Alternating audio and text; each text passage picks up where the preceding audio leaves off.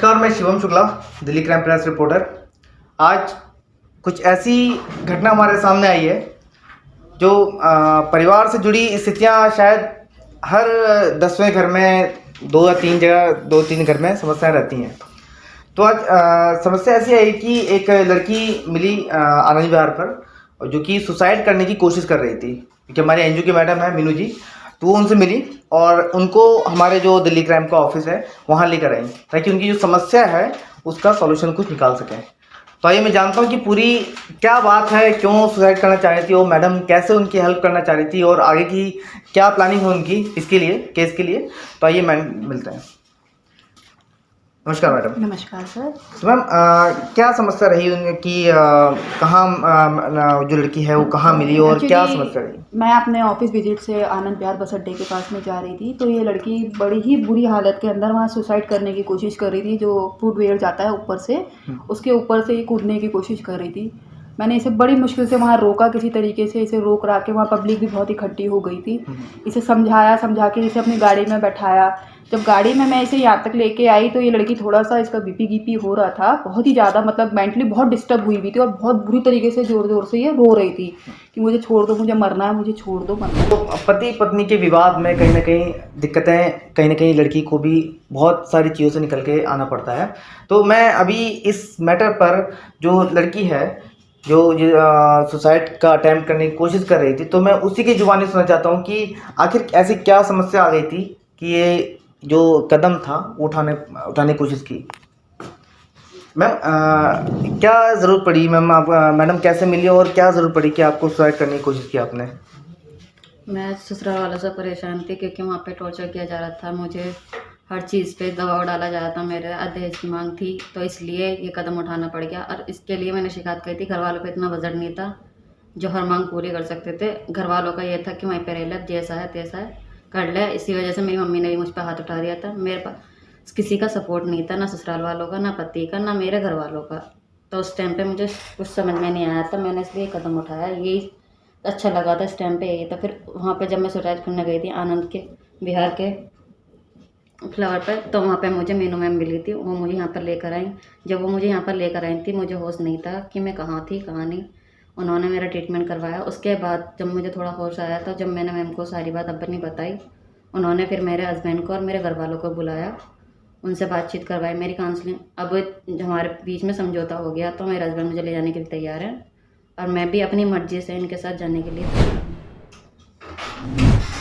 हूँ। जैसे कि आपने देखा कि लड़की ने खुद बताया किस तरह की समस्या से जूझी जा रही थी, वो जो समस्याएं जो आ रही थी घर में। तो मैं जो उनके हस्बैंड हैं, मैं उनसे बात करना चाहूँगा कि आखिर ये समस्याएं जो है क्यों पैदा हुई, और उसके अलावा भी जो समस्या अभी जो यहाँ सोल्यूशन निकला है मैम के साथ बैठकर, तो उसका आगे कुछ प्लानिंग है या मतलब आगे भी ऐसी समस्या आती रहेंगी, और प्लानिंग अगर है तो किस तरह से इसका सोल्यूशन निकलेगा? तो सर मैं जानना चाहूँ कि क्या समस्याएं थी अभी तक कि उसको जो आपकी वाइफ है उसको ये कदम उठाना पड़ा? थोड़ा बहुत इशू आ गया था हम दोनों के बीच में, अब वो सही हो गया है।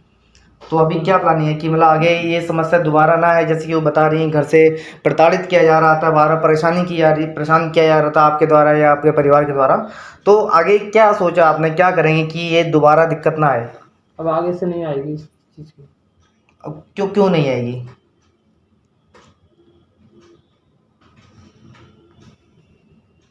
शायद अभी कोई जवाब नहीं है इसका।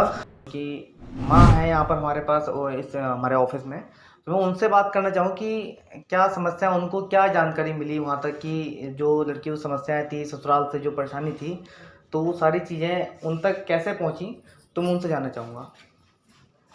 क्या नाम आपका? अच्छा, तो क्या बताया गया आपको, क्या समस्याएं थी ससुराल से? ससुराल से ये समस्या आई थी। ससुराल से अब तो दिक्कत जो पहली थी ठीक थी, वो अब तलाक पे बात आ गई थी लड़की की। तलाक क्यों हो रहा था? तलाक यही हो रहा था कि ये मैटर था कि लड़की रहना नहीं चाह रही, लड़की रहना नहीं चाह रही। सारी बदनामी लड़की पे ही आ रही थी कि लड़की वो कर रही हो, ऐसा कर रही हो, ऐसा कर रही हो, मतलब अच्छी बुरी गाली को उपतार भी हो रही थी उसमें। तो अभी आप ऑफिस में आई हैं, मीनू मैडम आपको लेकर आई हैं, प्रदीप सर भी यहाँ पर हैं, हाँ। तो आपको क्या लग रहा है अभी जो भी बात यहाँ पर हुई है, डिस्कशन जो भी हुआ है, तो आगे क्या इसका समस्या का समाधान मिला या फिर आगे भी दिक्कत आएगी? देखो ये तो मीनू मैम ही जानती हैं। देखो अब इनके दोनों को सलाह मशवरा कराया है, अब देखो इसमें तो हम तो बाहर निकल गए, देखो इसमें तो अब जो नहीं गलतफहमी वो दूर हो गई।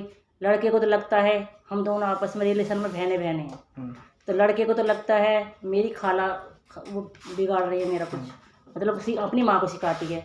अब उसको लड़की को लगता है मतलब मेरी बहन लड़के को सिखाती है, तो इनकी दोनों की गलतफहमी बैठी हुई है।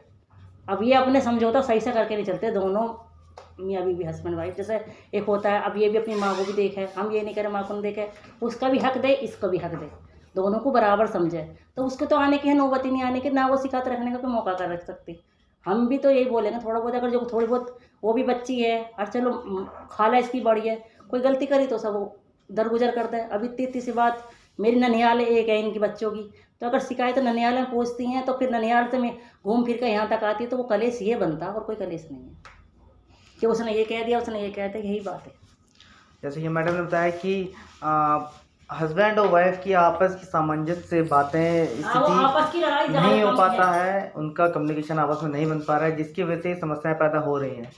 तो आशा करते हैं कि इनका जो परिवार है वो इसी तरह प्यार से रहे, और जो भी समस्याएं हैं, जो भी मिसकम्युनिकेशन आपस में दोनों का है, वो सुलझा लें इन दोनों को, ठीक है, और आगे फ्यूचर जो इनका है वो अच्छा रहे। धन्यवाद।